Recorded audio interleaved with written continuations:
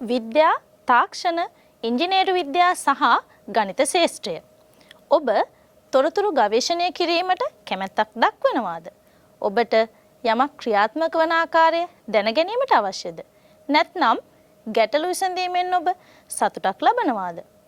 විද්‍යාව, තාක්ෂණය, ඉංජිනේරු සහ ගණිත ශාස්ත්‍රයේ පුද්ගලයන් රසායනාගාරවල හෝ ශ්‍රේෂ්ඨයේ විද්‍යාත්මක පර්යේෂණ සිදු කරනවා.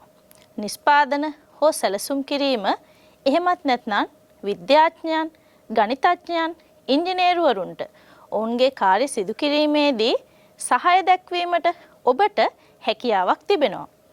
උදාහරණයක් වශයෙන් ඔබට මහා මාර්ග ඉදිකිරීම, අධීක්ෂණය කිරීම, රෝග වැළැක්වීම සඳහා පද්ධති සංවර්ධනය කිරීම, නැත්නම් ඉංජිනේරුවරුන්ට පර්යේෂණ කිරීමට සහ සැලැස්ම කියවීමට යනාදී දෙයට උපකාර කිරීමට හැකියාවක් තිබෙනවා. එහෙනම් දැන් අපි බලමු මෙම ශාස්ත්‍රයට අයත් රැකියාවන් මොනවද කියලා.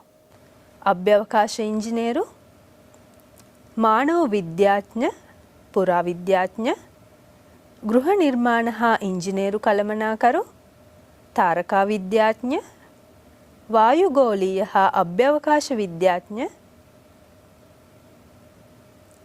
මෝටර් රථ ඉංජිනේරු, ජෛව රසායන ඉංජිනේරු, ජෛව රසායනඥයින්, ජෛව භෞතික විද්‍යාඥ, ජෛව තොරතුරු විද්‍යාඥ, ජීව විද්‍යාඥ,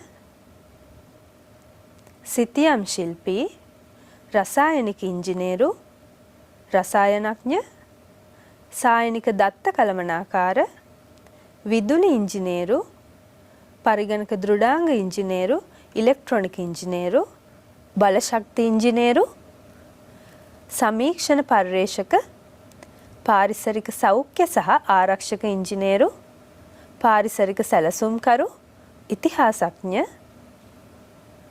මානව ඉංජිනේරු, ජල විද්‍යාඥ, කාර්මික ඉංජිනේරු, නිෂ්පාදන ඉංජිනේරු, නාවික ඉංජිනේරු, අණුක සහ සෛල ජීව විද්‍යාඥ, නැනෝ පද්ධති ඉංජිනේරු, න්‍යෂ්ටික ඉංජිනේරු, ඛනිජ තෙල් ඉංජිනේරු. මෙවැනි රැකියා ශාස්ත්‍ර ඔබට විද්‍යා, තාක්ෂණ, ඉංජිනේරු විද්‍යා සහ ගණිත ශාස්ත්‍රය ඇසුරින් හඳුනා ගන්න පුළුවන්.